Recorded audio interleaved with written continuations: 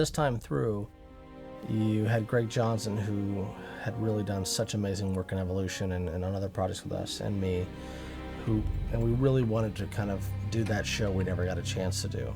Marvel wanted to do a new series. The Wolverine movie was coming out. The idea was do a Wolverine series. Cooler heads prevailed, and it was like Wolverine and the X-Men. We needed to have them both, but they did want to feature Wolverine. So the challenge was come up with an idea that put Wolverine in charge of the X-Men. I'm a writer's producer. You know, Greg Johnson has delivered brilliant projects to Marvel, and I've been very fortunate to work on those with him. Chris Yost is the same way. If you look at all the shows I've done, it's really been one of the two of them at the helm. What are you saying? Each of you will admit defeat and walk away. Only as a team do you stand a chance. Only together can you change the course of the future. And you, Logan, you must lead them. Putting Wolverine in charge of the X-Men presents a great opportunity to put the guy who should never be in charge. A big issue, and that's what to do with Professor X. Should we kill him? Should we have him, disappear? Make a mystery out of it? I was thumbing through one of the Marvel books, and I came across a page on Days of Future Past. And I thought, well, that's kind of interesting, maybe I could do something there. Put Xavier in the future, that takes him out of it. Oh, okay, what if we put him in the future and he sees how bad things have gotten and is able to actually communicate back with the past? And it sprung from there. I bounced that idea off of Craig Kyle. We started forming the idea together. And ultimately we came up with this template for Wolverine the X-Men that allowed us to tell a story in present day and the future with Xavier, as the present day X-Men are trying to avoid the future that Xavier lives in. A fiery tide will overtake the Earth beginning at exactly 9:43 p.m. 8 days from now. There's an interesting take, too. It's something that hadn't really been done with the X-Men before. Kind of turning that world upside down. And at the same time, we were able to inject all the modern stuff. The stuff we're reading now.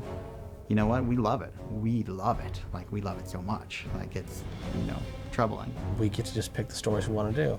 I'm a huge Grant Morrison fan. I loved Rover. I thought his story was moving. He fit beautifully into our storyline.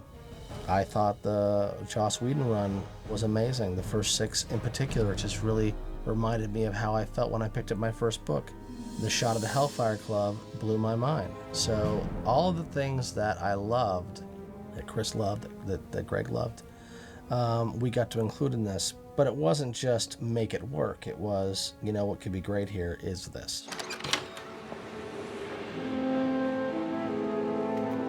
Hello, I'm Warren. Emma Frost. Yeah, I know who you are. Question is, why are you here? In this series, it was our opportunity to finally kind of break the rules, because they're always like, well, you can only have so many characters because budgetarily, blah, blah, blah. We just didn't listen. We just said we want a big cast. I think we brought in over 70 mutants. And it wasn't just like drown the audience in mutants. It was they were all going to have a place in this. They were, there were always the Easter eggs throughout, but if they were a part of the show, they were meant to be there.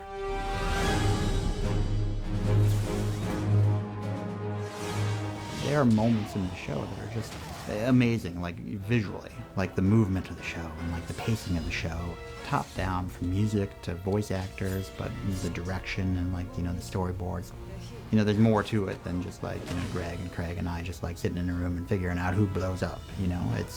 They have to work hard to make this come to life and make it come to life in a dramatic way.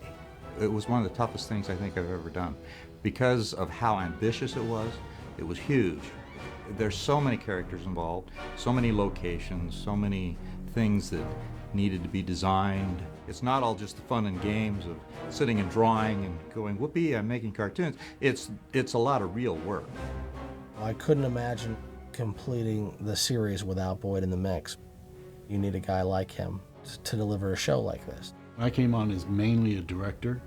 I did help with some of the character design, but more the mechanics of it, where doing turnarounds, expressions, and attitudes. The majority of it was traditional animation. The only 3D animation that immediately comes to mind was some of the vehicles like the X-Jet, tanks and things that make more sense for a computer to animate than to hand draw. Where is he? Where is Sinister?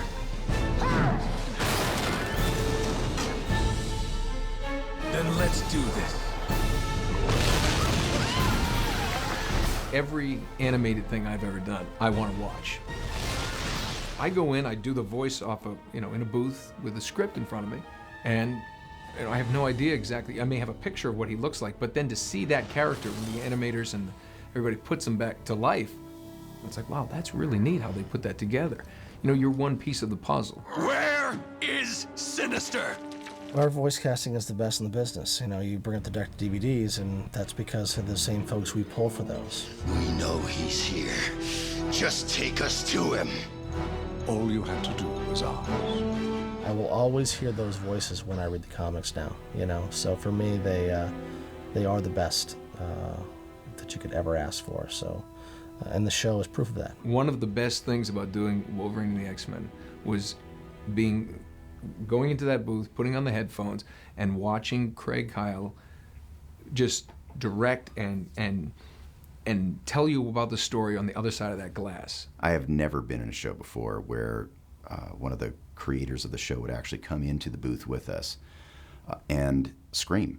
And Craig Kyle we called him F-Bomb. I think that's his mutant name. Just exuberance, and he's like, in this scene, it's like, he misses Jean so much and so dirt, and you're just, do you want to come in here and do this? Because, it literally just seeped through to the actors. He is such a huge fan of this that enthusiasm and that passion was so infectious with all of us that we felt like we were going to let him down personally if we didn't do a great job on this show. This is Scott Summers. Nice to meet you. Park that in the garage for me, okay, sport? There's some 8-year-old out there who's never heard of the X-Men even. So they're going to watch the show for the first time and they have no idea what, the history that these characters have. So, anytime you do a show like this or a comic, it could be somebody's first experience with the X-Men. So we've got a little bit of responsibility there to just kind of like introduce the X-Men. Going into it with a show called Wolverine and the X-Men, we knew that it was going to be large part Wolverine, but that we also wanted to get away from that at times. One of the first characters that we knew that we wanted to do a side story with was Nightcrawler. We wanted to kind of give him his own thread separate from the rest of the X-Men, where you could actually follow his journey away from the team up until the point where he rejoins the team pretty late in the season, actually. I love the episodes with him. The actor is tremendous. He's not a whiny little character that we've seen before. He's not ultra religious and serious. Just a tremendous character to feature. And so when we did show him, we minimized the rest of the cast, which was nice. The senator has promised a press conference sometime tomorrow from an undisclosed location. Nice digs. You done feeling sorry for yourself? Don't go there, Logan. Cyclops was a brooding character, to say the least. Whatever, weirdo.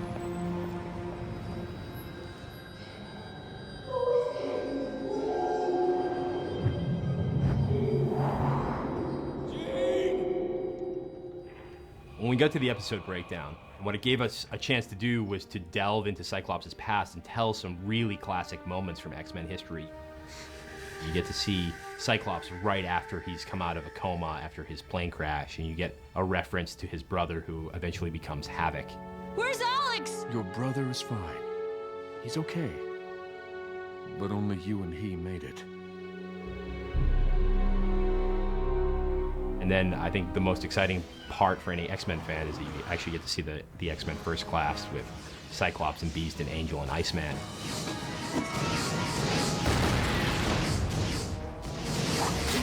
And then the introduction of Jean Grey.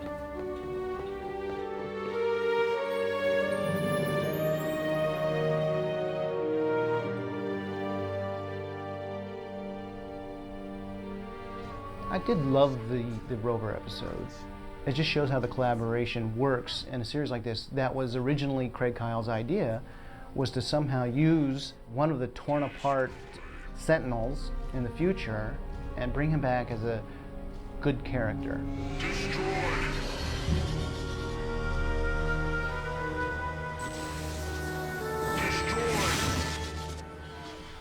Originally, he'd taken it from the Morrison comic, but we found a way to use it in ours. It's a little bit different, but how often do you have an opportunity to tell a story between a giant monosyllabic robot and a girl who's befriended him and create emotion out of it? And I think we did.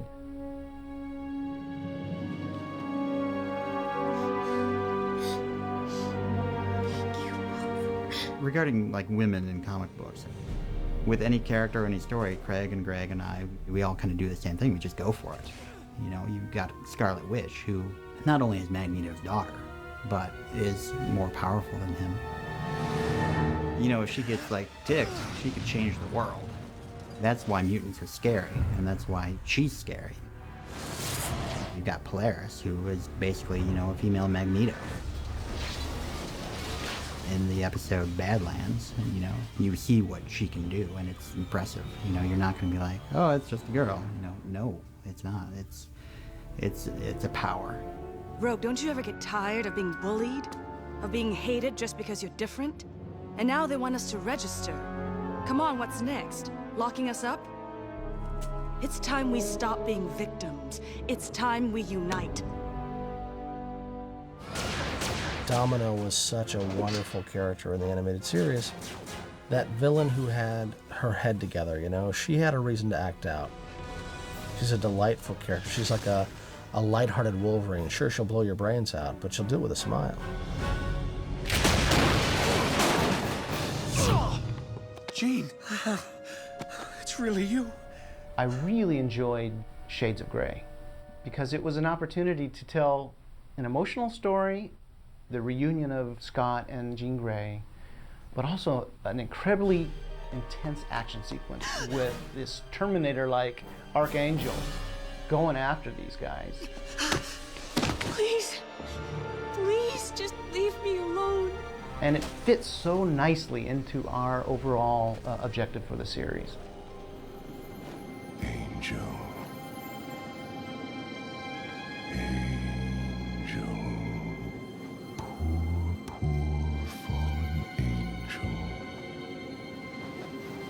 I've heard your cries.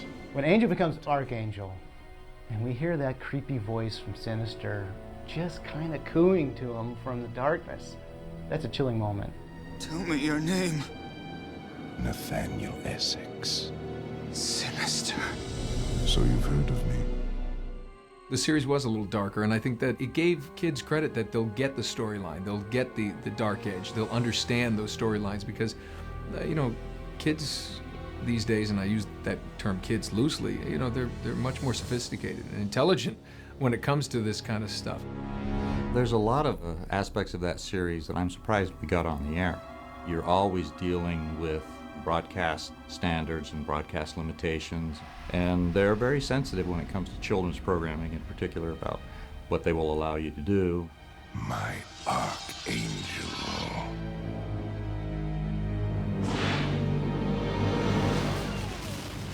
You can get away with more explosions and head blows than you can kisses or emotion.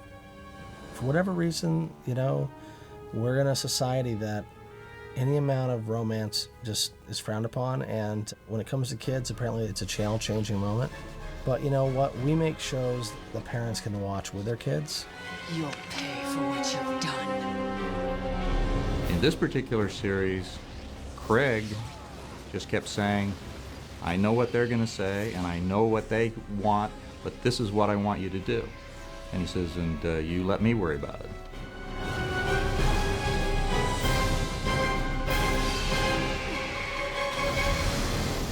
My favorite moment in the show is Emma's death.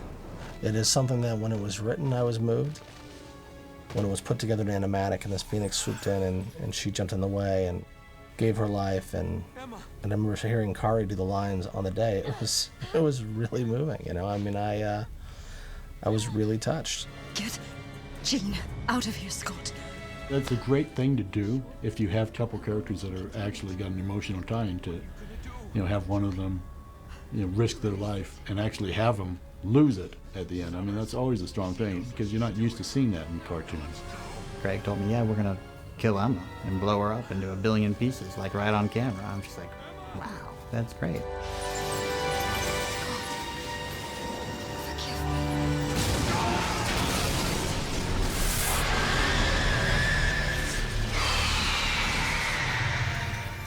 It's really heavy, but had they made us change it, it would have been a lesser show. Scott! It was the proper ending for it.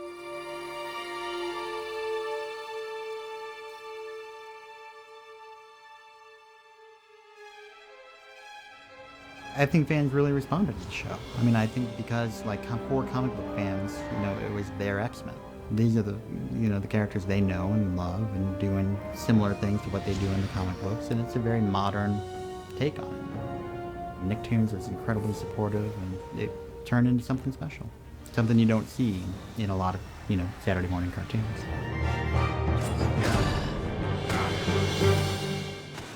Hard way it is. I feel very fortunate that I've gotten to do Wolverine as much as I have. And every time I do get cast in another incarnation of Wolverine, I'm really thankful for it, because there are hundreds of guys out there that have that range and love it as much as I do. And so I never take it for granted. Hello, Wolverine. Scott! We went into this project with all the right reasons, all the right motivations. We wanted to tell the best X-Men series we could. And that included borrowing the elements from the different sources that we felt worked, creating our own fabric. And there's not a moment in there that I personally feel is a false moment for these characters. And I think ultimately, because we were so careful and because we love this series so much, that by the rolling credits of the final episode, you were on a journey that you enjoyed and that you felt was worthwhile being on. I'm proud of every bit of work that the creative people put into that show. It's only good because of the blood, sweat, and tears of everyone on the creative side of that project. And all the success goes to them. And I'm very proud of it.